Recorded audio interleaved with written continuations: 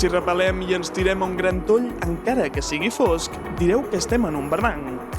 Però si caminem amb el frontal per l'interior d'una cova, direu que fem espeleologia. Doncs bé, ni una cosa ni l'altra, o millor dit, les dues a la vegada. Es tracta del barranc Cova l'Alese, situada a prop del poble d'Egino, Àlaba, just al límit amb la província de Guipúscoa.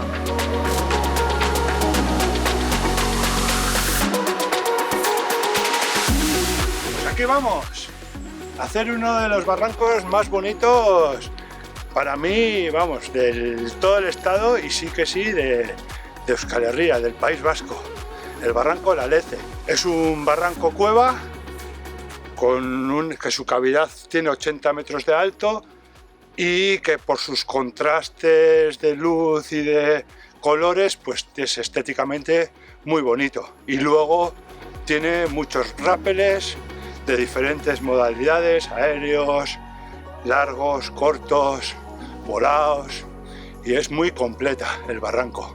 Para ello tenemos que acceder con una aproximación un poco larga. Com que el barranc Cova de l'Alese creua la serra d'Alzània, ha de traspassar-la per anar a buscar l'entrada nord. Això significa un recorregut a peu de menys d'una hora. Mira, este es un sitio un poco especial porque nos encontramos justo en la divisoria de lo que es la ladera norte y la ladera sur. Como podemos apreciar, la ladera norte es verde, verde, verde, frondosa y con árboles grandes, y la ladera sur tenemos arbustos más bajos, más seco, etc, etc, etc. Podemos verlo aquí. Aparte, es la divisoria entre Guipúzcoa y Áraba. Y como podemos contemplar al fondo está el valle, lo que es la llanada alavesa, donde podemos contemplar también todo el sembrado de cereal. En este hayedo, como podéis ver, tenemos hayas milenarias, que necesitamos entre 3 y 4 personas para poder agarrarlas enteras. ¿Qué energía nos transmiten estos bosques? Si pel vessant sud de la serra d'Alzània anàvem a pujada entre matolls, alzines i algun petit roure, ara, al vessant nord, tot és de baixada i per dins d'una magnífica fageda. Bueno, pues después de pasar por este formidable bosque, de un momento a otro llegaremos a lo que es nuestro objetivo del día, la entrada del barranco de l'Alese. Todo lo que sube, baja. Y una vez que lleguemos aquí abajo está el cauce y encontraremos el agujero. El recorregut fins a arribar al riu ja per si sol val la pena. La frondosa vegetació, juntament amb la paret de roca que encercla la zona, fa encongir un xic el cor. Bueno, este es el primer rappel que da acceso ya a lo que es el cauce y ya entramos en el barranco cueva de l'Alese. Sí, impone y a la vez tenemos que tener en cuenta que al ser un barranco cueva la luz es imprescindible. Entonces siempre está bien llevar un par de frontales, pilas de repuesto, etc, etc, etc, para no quedarnos sin luz. La gran obertura ovalada de la cova, totalment envoltada de vegetació i molt ombrívola, dona un aspecte lúgubre que fa empetitir l'ànima i encongir l'esperit. A través d'un passamà anem fins al segon ràpel, que ens porta ja fins al mateix llit del riu, on l'aigua està notablement freda.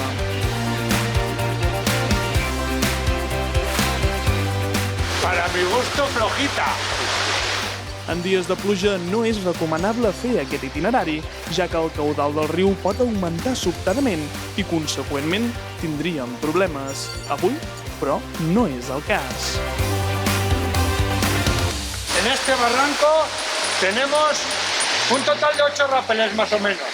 Unos más cortos, unos más largos, unos volados, otros por placa, muy diferentes y muy bonitos.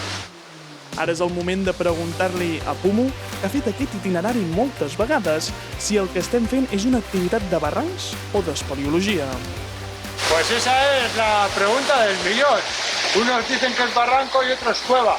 Cuando hay cauce de agua, normalmente pertenece a a la rama de barrancos, ¿vale? Al ser vertical, pero pasa por dentro de una cueva.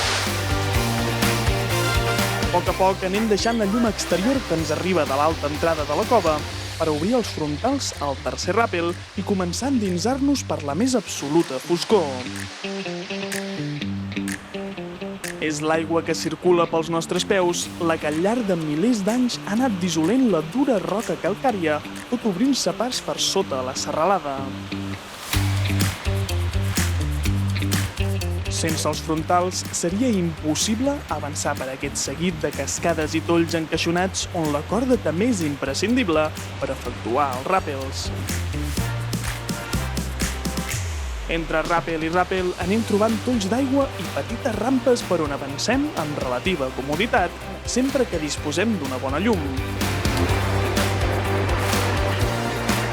De todo, tomagoncitos, saltitos, ràpeles. El dia que vàrem portar a terme aquest descens feia una calor infernal a bona part d'Àlaba, amb temperatures de fins 40 graus. En canvi, a les entranyes de la terra i seguint el curs de l'aigua, si no portes un bon neoprè, pots passar molt de fred. Per sort, també hi ha trams on es camina sense haver-se de mullar, envoltat d'altives parets i amb sorpreses com aquest tub, restes d'una antiga canalització per produir electricitat. Y el rappel más largo, 15 metros. ¡Espectacular!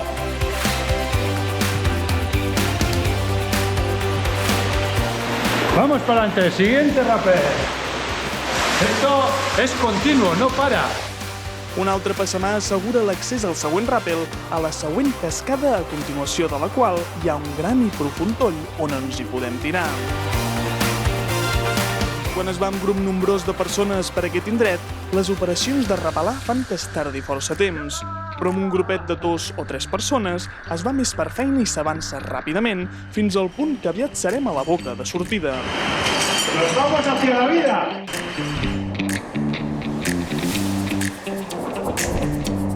Després de realitzar un petit tobogan, cap al fons ja podem observar la claror del dia. Igual que l'entrada, la sortida és un immens portal, fins i tot més alt i esvelt. Com que està situat al vessant sud, té molta lluminositat i no és tan lúgubre com l'entrada. A més, després d'estar una bona estona dins la foscor de la terra, tornar a veure la llum del dia reanima el més mort. Aquest és el darrer ràpel del nostre itinerari. Després cal superar un petit sifó, un petit pas sota l'aigua, abans d'efectuar l'última remullada de la travessa per sota terra de la Serra d'Alzània. El salt al toll és la darrera oportunitat de refrescar-nos abans de retornar a la infernal calor d'aquest estiu. Se finí, bukatu da, se acabó, Barranco de la Leche. Hoy fuera 40 grados, dentro 15, el día idóneo.